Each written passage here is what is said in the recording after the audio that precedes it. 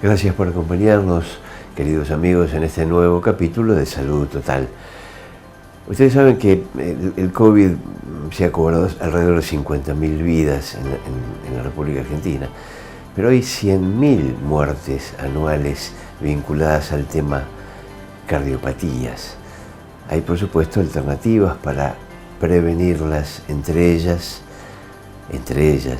los desfibriladores y la RCP.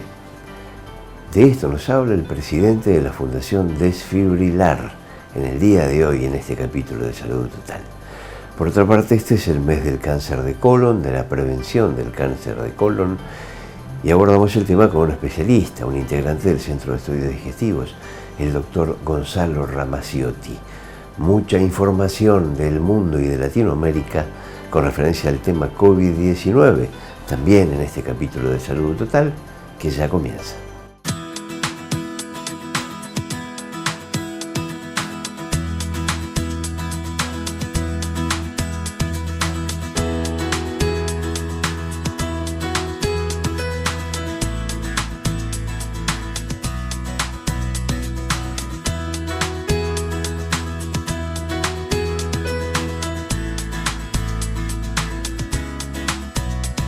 La Organización Mundial de la Salud finalmente aprueba la utilización de la nueva vacuna de Johnson & Johnson.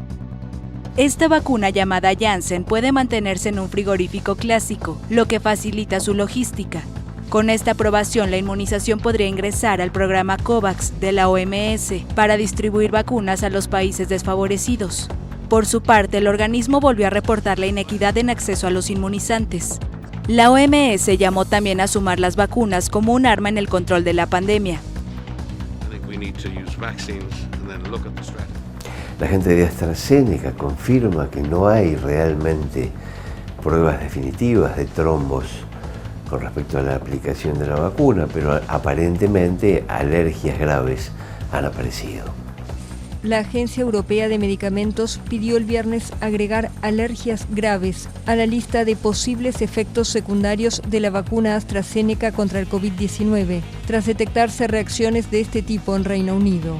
El regulador de la Unión Europea indicó en un comunicado que recomendó una actualización de la información sobre el producto, que incluya anafilaxia e hipersensibilidad como efectos secundarios.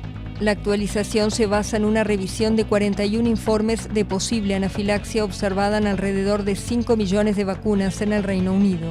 AstraZeneca aseguró el viernes que no hay pruebas de un riesgo agravado de trombos por la administración de su vacuna del COVID-19. El gigante farmacéutico británico reaccionó así a la suspensión de su uso como medida de precaución en varios países esta semana. Según un comunicado de la compañía, un análisis de datos de más de 10 millones de registros no ha mostrado evidencia de un mayor riesgo de embolia pulmonar o trombosis venosa profunda en ningún grupo de edad definido, género, lote o en ningún país en particular. Añadió que, de hecho, el número identificado de este tipo de sucesos es significativamente menor en los vacunados de lo que cabría esperar entre la población general.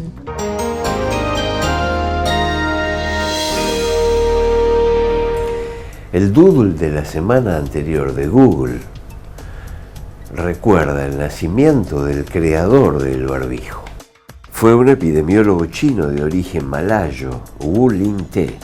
Es el inventor de la mascarilla quirúrgica que empleó para controlar la plaga de Manchuria en 1911.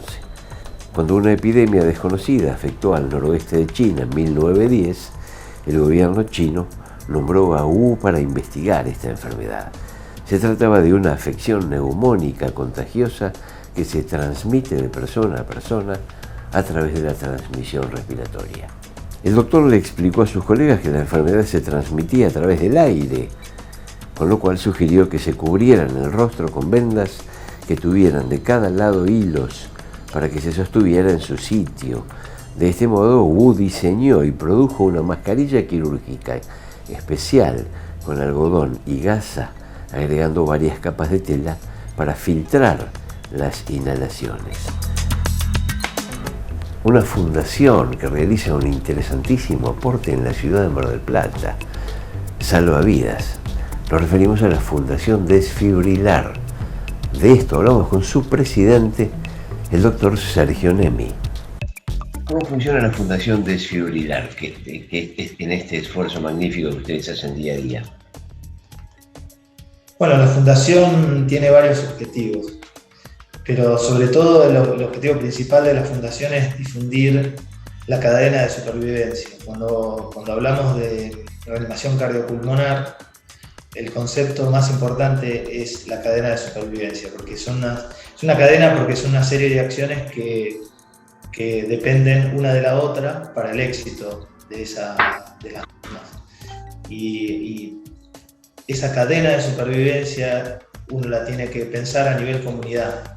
En una comunidad esas acciones funcionan más o menos bien, o no funcionan tan bien, y de eso depende la protección para los eventos de paro cardíaco súbito que haya en ese lugar. Entonces, por ejemplo, parte de la cadena de supervivencia depende del sistema de salud, tal vez la parte más compleja y más avanzada, pero hay una parte de la cadena de supervivencia que depende de la comunidad. Y el objetivo de la Fundación es, sobre todo, hacer hincapié en fortalecer esos eslabones de la cadena, los primeros eslabones que dependen de la comunidad, y lo hacemos de diferentes maneras, a través de charlas, a través de difusiones como la que me estás permitiendo ahora, hacemos capacitaciones comunitarias, hacemos cursos y organizamos espacios cardioprotegidos, que son lugares donde se organizan de punta a punta todos los eslabones de la cadena de supervivencia. Sergio, en principio vamos a desarrollar un poquitito estos temas porque va a decir que son fundamentales. Pero en principio, ¿qué hacer mientras llega la ambulancia? ¿Qué podemos hacer desde nuestro pequeño lugar? Bueno, justamente lo primero que hay que hacer es darse cuenta que uno está presenciando un paro cardíaco súbito, ¿no? Ese es justamente es el primer eslabón de la cadena. El primer eslabón tiene como un telefonito dibujado porque forma parte de los pasos que hay que hacer, que ese telefonito representa la activación del sistema de emergencia. Uno tiene que empezar a hacer cosas, pero a la vez tiene que activar el sistema de emergencias. Bien. Porque de lo contrario, esa cadena de la que hablábamos se cortaría. Uno puede empezar a hacer cosas útiles, pero si en algún momento no hay un relevo, no hay una continuidad de esas acciones, entonces las acciones que hagamos no van a tener sentido. Entonces, ¿qué es lo que uno puede hacer? Bueno, identificar que no estamos ante un desmayo o ante una persona que está bajo los efectos de una medicación o que está profundamente dormida, sino que realmente está sufriendo un paro cardíaco. Pero forma parte de esa activación de los siguientes eslabones también pedir un desfibrilador, porque por suerte cada vez hay más lugares que cuentan con un desfibrilador automático, o DEA, la gente lo conoce como DEA. Lo van a ver cada vez en más lugares, en los shoppings, en los aeropuertos, en los bañarios. Ese DEA o desfibrilador externo automático es uno de los eslabones de la cadena. Entonces, ¿existe un mapa de desfibriladores, Sergio? Sí. Hay un mapa de desfibriladores. Lamentablemente hay una aplicación que era muy útil, que actualmente no está funcionando, pero que justamente el objetivo, que era una aplicación que seguramente se va a retomar en algún momento, que era una aplicación de la municipalidad que justamente lo que hacía era ir mapeando los lugares que contaban con desfibriladores, entonces uno accedía ahí y encontraba el desfibrilador más cercano. Pienso que eso se va a retomar en algún momento, pero realmente es muy útil que exista. Entonces, volviendo al primer eslabón, uno, una vez que se enfrenta a una posible víctima de un paro cardíaco, lo que tiene que hacer entonces es reconocer que está ante un paro cardíaco, llamar o pedirle a alguien que llame a la ambulancia y que le traiga un desfibrilador, y luego comenzar con las maniobras de RCP. Las maniobras de RCP más importantes y más conocidas son las compresiones torácicas, y es lo que se pretende que la gente que no es personal de salud haga en esa situación. Bien, hay una técnica que es muy simple, pero como toda técnica requiere práctica, que cualquier persona la puede aprender, incluso niños mayores de 8 o 9 años que tengan un poco de fuerza ya la podrían aprender, y no hay límite de edad, o sea que no se requiere conocimientos previos, es simplemente una técnica. Entonces, si uno conoce cómo reconocer, que también es simple, cómo reconocer que está ante un paro cardíaco, y conoce la técnica de compresiones, si llama a la ambulancia y hace eso mientras llega la ambulancia o llega el desfibrilador, realmente esos son pasos fundamentales para ofrecerle una posibilidad a esa persona de que sea reanimada exitosamente, ¿no? Y la enorme satisfacción de quien lo realiza de haber salvado una vida, porque hay pocos minutos. ¿Esto es así, doctor Lamy? El tiempo es fundamental. Nosotros en los cursos y en las capacitaciones decimos que no hay que perder tiempo en estas situaciones. Tampoco hay que apurarse, porque cuando uno se apura comete ciertos errores o deja de hacer pasos que son fundamentales, como por ejemplo esto de llamar a la ambulancia y llamar al desfibrilador. Si uno se olvida de hacer eso por el apuro, entonces lo que haga, aunque lo haga bien, no va a tener mucho sentido. Entonces hay que actuar sin perder tiempo, pero no apurándose demasiado. Y el tiempo es fundamental porque, sobre todo si lo que está ocurriendo es la causa más común de paro cardíaco en adultos, que es una arritmia que se llama fibrilación ventricular, esa arritmia responde a una descarga eléctrica de mejor manera cuanto antes esa descarga es ofrecida. Por eso los desfibriladores tienen que estar cerca. Entonces, si uno espera que llegue la ambulancia con el desfibrilador, esa posibilidad es muy baja. O sea, la posibilidad de una desfibrilación exitosa es muy baja. Por eso empezaron a aparecer estos dispositivos y por eso cada vez tenemos que tener más, justamente para lo que les comentaba al principio, para fortalecer nuestra cadena de supervivencia.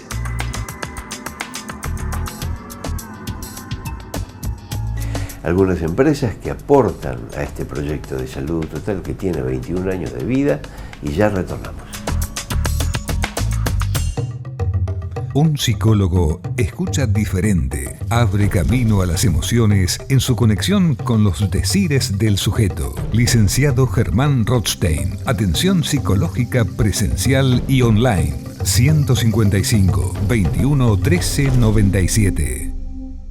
En el mes de la lucha contra el cáncer de colon, el Centro de Estudios Digestivos se suma a la campaña de concientización. Si usted tiene más de 50 años, es necesario que realice su colonoscopía de control. CED, Centro de Estudios Digestivos. Clínica 25 de Mayo presenta su renovado equipamiento en los servicios de hemodinamia y resonancia magnética. Además, cuenta con el nuevo servicio de internación premium, brindando calidad certificada. Clínica 25 de Mayo. Informes al 499-4000.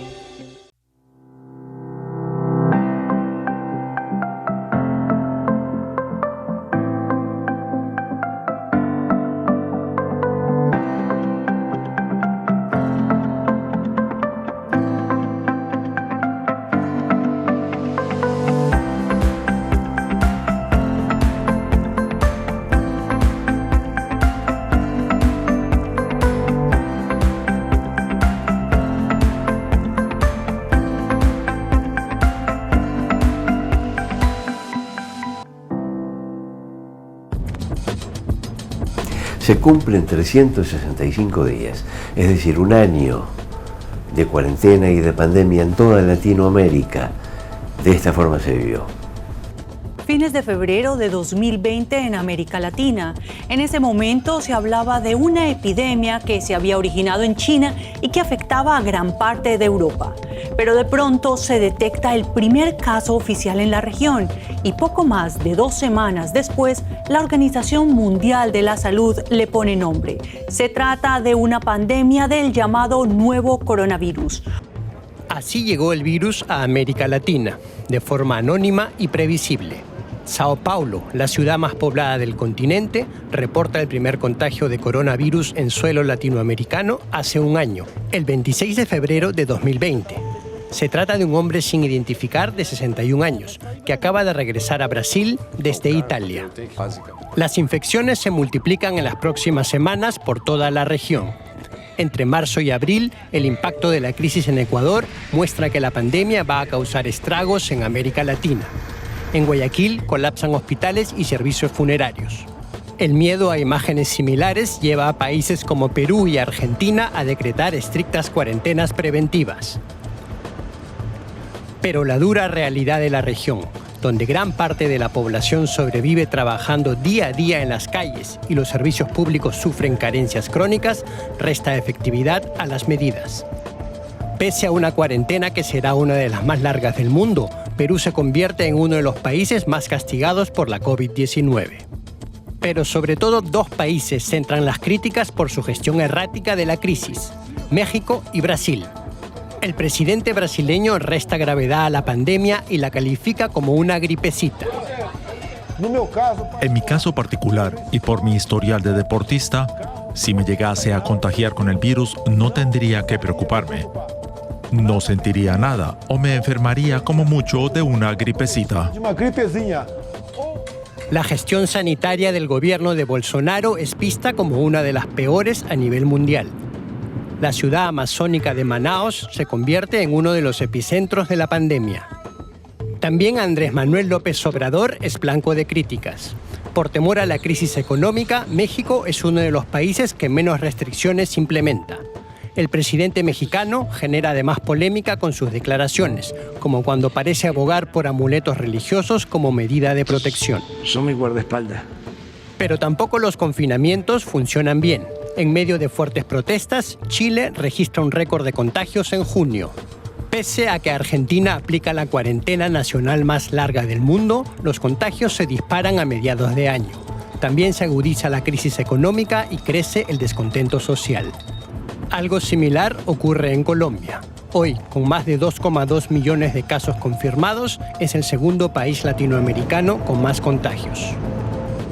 El arranque de la vacunación en México, Chile y Costa Rica, simbólicamente en vísperas de la Navidad, trae esperanza al continente. Luego se suman Argentina y varias naciones más. Chile es a día de hoy el país más exitoso, con más de 3 millones de vacunados. En otros, la campaña se atasca por la mala gestión y el lento suministro de vacunas. Y por un problema endémico, la corrupción. En Argentina y Perú se dan a conocer escándalos por la vacunación anticipada de funcionarios y personas con influencias. Un duro golpe más en un año aciago para América Latina. La ciudad de São Paulo, en Brasil, impone toque de queda y suspende naturalmente torneos programados. El Estado ingresó hacia una fase de emergencia que implica además la prohibición del uso de parques y playas y el trabajo a distancia. Las medidas regirán del 15 al 30 de marzo.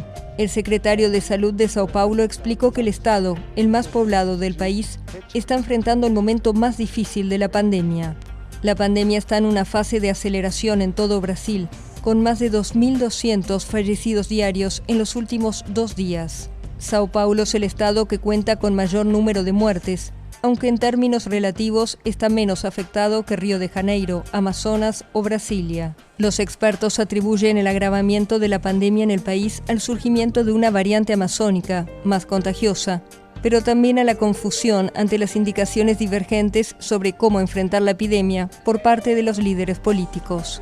La OPS y la OMS han advertido de la necesidad de medidas para que Brasil no se convierta en un peligro regional, mientras la vacunación avanza a paso lento.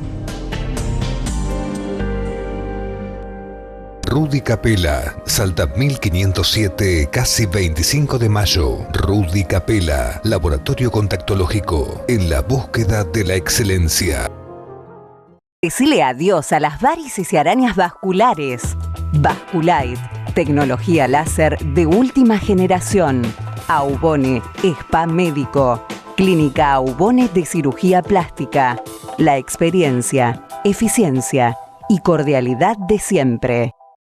En el mes de la lucha contra el cáncer de colon, el Centro de Estudios Digestivos se suma a la campaña de concientización. Si usted tiene más de 50 años, es necesario que realice su colonoscopía de control. CED, Centro de Estudios Digestivos. Ahora un nuevo sistema dinámico para la confección de plantillas computarizadas. Todo nebulizador, tecnología computarizada y conocimientos adecuados generan un producto superior. Todo nebulizador. Alberti 3224, casi Independencia.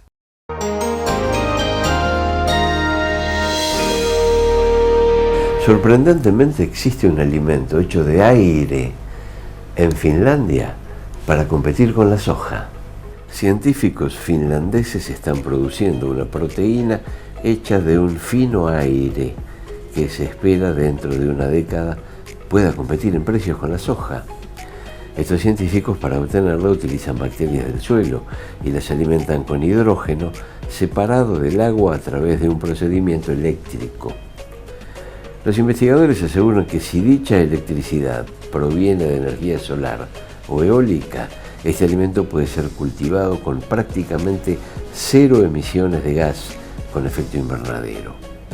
Y si sus sueños se cumplen, podría ayudar al mundo a afrontar muchos de los problemas vinculados con la producción de alimentos. Los investigadores pretenden que se convierta en un aditivo natural para todo tipo de comidas. Dicen que podría imitar, por ejemplo, las funciones del aceite de palma, ayudando a cuajar helados, galletas, pasta, fideos, salsas o pan. Sus creadores también dicen que puede usarse como un medio para hacer crecer carne y pescados cultivados. Estamos atravesando el mes de la prevención del cáncer de colon. Conversamos con el doctor Gonzalo Ramaciotti, integrante del grupo del Centro de Estudios Digestivos. ¿Cómo podemos definir los pólipos y qué tipos de pólipos existen en la actualidad? Bien, un pólipo es un pequeño conjunto de células que se agrupan en el revestimiento interno del colon. La mayor parte de los pólipos son totalmente inofensivos, pero con el tiempo algunos de algún tipo de pólipos pueden transformarse en tumores. Correcto. De ahí radica la importancia de la prevención y la detección de los pólipos. Es bueno saber que la gran mayoría no son cancerosos. La gran mayoría no son cancerosos y generalmente los pólipos son benignos. Claro. Aunque con el tiempo algunos pueden sufrir algunos cambios, la mayoría son benignos. Básicamente, digamos, en la estirpe celular, digamos, de los pólipos pueden ser pólipos neoplásicos y no neoplásicos. Los no neoplásicos son los que son totalmente benignos, que nunca se van a transformar en un cáncer, que son los pólipos hiperplásicos, los inflamatorios, que pueden presentarse aún en la infancia, que muchas veces en los chicos esos pólipos se sacan, pero no se sacan por un riesgo de transformación maligna en el futuro, sino que se sacan porque producen sangrado. Perfecto. ¿Hay alguna forma de detectarlo desde lo personal? No, necesariamente hay que hacer un estudio. No. Claro. Los pólipos generalmente, digamos, son en su mayoría asintomáticos. Salvo que tengan un tamaño considerable en el cual pueden empezar a ser sintomáticos y pueden ser sintomáticos de varias formas, digamos. El principal síntoma de un pólipo puede ser sangrado, moco al defecar. Algunos, si son muy grandes y obstruyen la pared, digamos, la luz del colon, pueden producir dolor, pero eso es lo menos frecuente. ¿Cuándo son considerados cancerosos? Digamos que uno endoscópicamente tiene algunas, o sea, cuando uno hace el estudio tiene una visión directa del pólipo y hay algunos métodos que disponemos, digamos, en equipos de gran tecnología, digamos, que tienen la posibilidad de predecir con cierto grado de exactitud si puede haber algún cambio, pero en realidad el que define el estirpe de un pólipo, digamos, de qué tipo de pólipo, el que le pone nombre y apellido es el patólogo. Por eso uno, cuando hace una colonoscopía y se enfrenta a un pólipo, lo que debe hacer es extirparlo. Claro. La biopsia del pólipo no sirve, digamos, lo que sirve es sacarlo y analizarlo en su totalidad. Claro. Porque muchas veces los pólipos son benignos, digamos, y en algún lugar de la superficie del pólipo ya puede haber algún cambio celular hacia la malignidad. Bien. Yo supongo que cada caso es distinto, pero la pregunta sería, ¿cuánto tarda aproximadamente un pólipo en convertirse en maligno? Bueno, en líneas generales se cree que más o menos 10 años. Por lo tanto, digamos, en pacientes que no tienen ningún antecedente familiar y que no tienen ningún antecedente personal, la colonoscopía se recomienda a partir de los 45-50 años, cada 10 años. Bien. Pero bueno, muchas veces ocurre que uno saca un pólipo y termina siendo un pólipo adenomatoso con un carcinoma in situ. O sea que una persona, con el solo hecho de tomar la decisión de concurrir a hacerse una colonoscopía, detectarle un pólipo y extirparlo, tal vez se curó de un futuro cáncer en forma ambulatoria. Bien. Es un procedimiento realmente, digamos, sencillo, es engorrosa la preparación, tiene más mala prensa que lo que realmente es. Es cierto, por eso se evita a veces, se evita cuando no debería evitarse. Sí, en realidad es pasar un par de horas yendo al baño para un beneficio grande. Y se hace de la misma forma que se hace la colonoscopía. A través del endoscopio tenemos determinados instrumentales que pasan por un canal de trabajo que tiene el endoscopio y nos permite desplegarlos en el colon y poder enlazar los pólipos y extirparlos. También nos permite hacer inyecciones, colocar unos ganchitos para prevenir las complicaciones de la polipectomía, que básicamente son dos, que son el sangrado y la perforación. Bien. La tasa de complicaciones de este tipo de estudios es muy baja. Y generalmente se resuelven también por este método, y con el desarrollo del material endoscópico cada vez podemos resolver más cosas. Digamos, no solamente la hemorragia, sino la perforación. A veces, hoy por hoy, se cierran las perforaciones con esos ganchos que te decía, que se dejan y a la semana... se retiran. A la semana se retiran solos. Solos, claro. Tienen una memoria que se abren y después los defecás. En el mes de la lucha contra el cáncer de colon, el Centro de Estudios Digestivos se suma a la campaña de concientización. Si usted tiene más de 50 años, es necesario que realice su colonoscopía de control. CED, Centro de Estudios Digestivos. Ahora un nuevo sistema dinámico para la confección de plantillas computarizadas. Todo nebulizador, tecnología computarizada y conocimientos adecuados generan un producto superior. Todo nebulizador. Alberti 3224, casi Independencia. Nuevo tratamiento para la presbicia, sin lentes ni cirugía. En Mar del Plata, Dr. Antonio Solas. Centro de Imágenes Médicas de Clínica 25 de Mayo presenta su nuevo tomógrafo Multislice Philips. Reduce la radiación hasta en un 80%. Estudios en tiempo real. Gran velocidad en la adquisición de imágenes. SIM, un gran avance tecnológico a su servicio. Final para este capítulo de Salud Total del día de hoy. Ustedes saben que este programa puede verse a través de la pantalla de Canal 7 Somos, Cablevisión, además la Capital Cable y por supuesto Plataforma Flow 525 en todo el ámbito de la República Argentina. En 7 días, si ustedes así lo desean, nos volvemos a encontrar.